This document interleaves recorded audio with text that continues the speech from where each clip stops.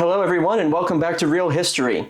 Award season is almost upon us and I thought I would take an opportunity to explore a film that initially has a lot of buzz, and that delves into a subject matter that is of great interest to me, and that is the Nuremberg trials that transpired after the Second World War. The film is simply entitled Nuremberg. I haven't taken a look yet at the longer full-length trailer until now. So let's go ahead and take a look at the trailer for Nuremberg. Justice Jackson? So a little bit of an introduction here to begin with. We are introduced to Justice Robert H. Jackson, who becomes a very notable member of the United States Supreme Court, of course, during this time period. It's worthwhile to point out that he has been portrayed in a number of films before, most notably by Alec Baldwin in the TNT miniseries, which is also entitled Nuremberg. Say what you will about Alec Baldwin and some of his recent travails, but that is a really excellent miniseries, and he does a really good job in capturing the high drama and the tension of the moment in his characterization of Justice Jackson. And Michael Shannon, who is even more so known for the intensity that he brings to roles, I sense will bring a huge degree of moral weight and clarity to this cinematic depiction. They captured Hermann Goring alive. So as we take a look at the surrender scene here with Hermann Goring, these GI uniforms look all right. There's a few missing elements here. A few things could be better placed, but a nice little detail that stands out to me is the fact that Goring surrendered to American infantrymen of the 36th Infantry Division, which had gone through the hell of the Mediterranean and southern France. And indeed, we see the distinctive T arrowhead patch of the Texas Division as shown here. So that is a good little period detail in this quick sliver of film that we see. You are standing inside a secret military prison. It houses what's left of the Nazi high command. Hey!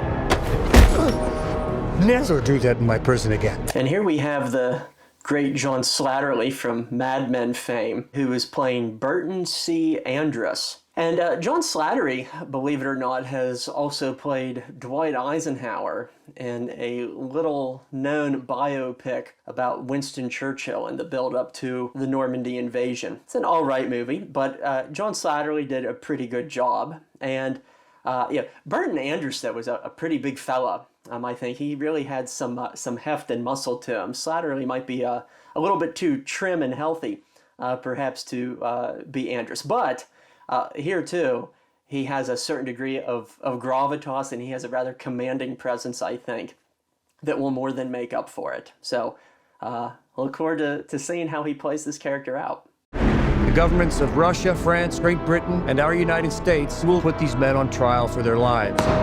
So here the four allied powers of Western Europe are mentioned, and indeed it was a four-country tribunal, as we see indicated here.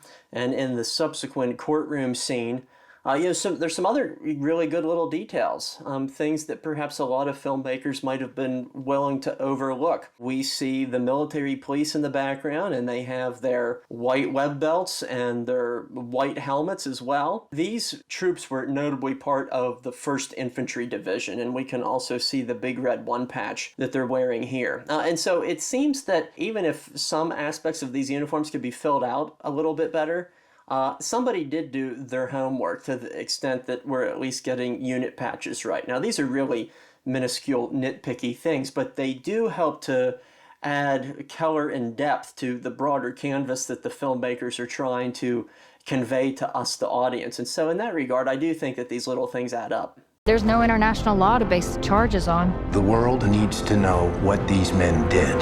And indeed, this was the great moral imperative surrounding the Nuremberg trials, because there were many people within the United States and Great Britain who were of the mind that not even the Nazis could have done something so heinous as this mass extermination of a people. And so there was very much the need, especially in the days before television and internet, to broadcast to the world who was responsible for these crimes against humanity. And the new word that would come out of the Nuremberg trials as well, and that being genocide. The weight of the moment is most definitely being underscored here. Dr. Kelly, Central Command thinks you're some kind of hotshot head shrinker. You will inspect and ensure the prisoner's mental health. The one you'll have to watch the closest is Goring. And so now we're being introduced to Rami Malek's character, who was a man who rose to the rank of lieutenant colonel, and his name was Douglas Kelly. And over the first half a year of the Nuremberg trials, and a lot of the build-up to it as well, he was really responsible for measuring the mental capacity for a lot of the prisoners. Were they in the right mindset to be able to defend themselves and to go on trial? And ultimately, he would write 2 books about his experiences, and I don't think that they are still in print, though they might be coming back into print as a result of this movie. He's highly intelligent, Charming, and a narcissist. I am going to escape the hangman's noose. Very sure of yourself. No man has ever beaten me. You want to know why it happened here? Because people let it happen. Anything less than total victory will be considered utter defeat. You have to be flawless. So here, leading into this really good bird's eye view of the courtroom, we, the audience, get a sense of the character of Hermann Goring, very egotistical, full of a lot of pomp and bravado. Although Goring was a little bit thinner by this point of the trial than Russell Crowe depicts, and you can see that in a lot of the footage and photographs. All in all, from a production design standpoint, this looks to be a fairly accurate recreation of the courtroom in the Palace of Justice. And so they completely had to readapt this old building and make it capable for cameras, for projectors, for a press viewing gallery, and not to mention the vast entourages of legal teams and international bodies and whatnot. But if you want to see a partial recreation of the Nuremberg courtroom, you actually don't have to go to Nuremberg. In fact, you can find a replica, which is quite exquisitely made in a lot of regards, at the Holocaust Museum in Richmond, Virginia, which is really quite stunning. It's really the hallmark, the key focal point of the museum when you go and tour that site. So definitely check it out if you have the opportunity. What would you have me say? About the truth for once. I am a prisoner because you won and we lost. Not because you are morally superior. There are some critics who claim that this might be an Oscar-worthy performance for Russell Crowe, which I would certainly like to see. I think that his career's been in a little bit of a rut in more recent years. I'd like to see him be resurrected to a certain extent.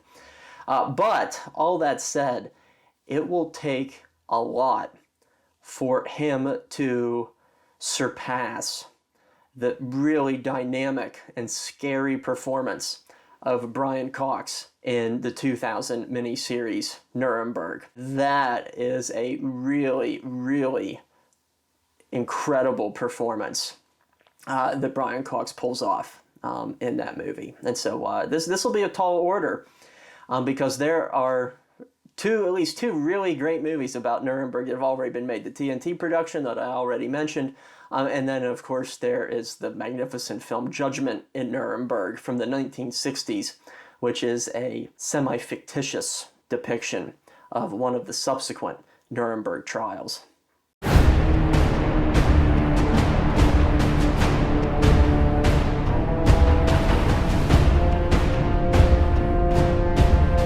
We are able to do away with domestic tyranny only when we make all men answerable to the law. So this is a really great cast that we see lined up here. And I think somebody else that's worthwhile to point out is Colin Hanks, who is starring as the army psychologist Gustav Gilbert. And he is likewise one of the prominent characters in the TNT miniseries. And it's a really great performance there too. But the real life Gilbert wrote a book about 4 years after this incident, and it was entitled The Psychology of Dictatorship. One of the pressing points that he presents in that study is that he tries to articulate a clear definition of what evil is. And by the end of the book, and also the end of the movie, he formulates a pretty good definition. And that is that evil is the absence of empathy. When individuals have a complete inability to express compassion or remorse for the downtrodden, that is really the essence of evil. And of course, that is at the heart of the evil of what the Third Reich was all about. And so I'm really looking forward to see how Gilbert evolves as a character in this film as well. So that it can never happen again.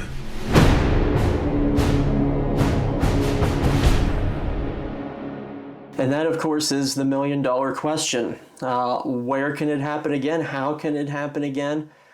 These are the timeless inquiries of history. And as a lot of the early reviews of this film would indicate, it's very timely, as the global order and as global society are undergoing all of these international pressures in regard to freedom of the speech, ongoing wars, ongoing genocides that are happening throughout the world. Now is as good a time as any, it would seem, to revisit the stark history behind the Nuremberg trials. So there you have it, my breakdown for the movie Nuremberg, which comes out November 7th in theaters. I'm really looking forward to seeing this one. And like a lot of the other trailers that we analyze here on Real History, I hope that I someday have the chance to break the entire movie down in greater depth. But until that time, my friends, as always, stay curious, and we'll see you next time on Real History.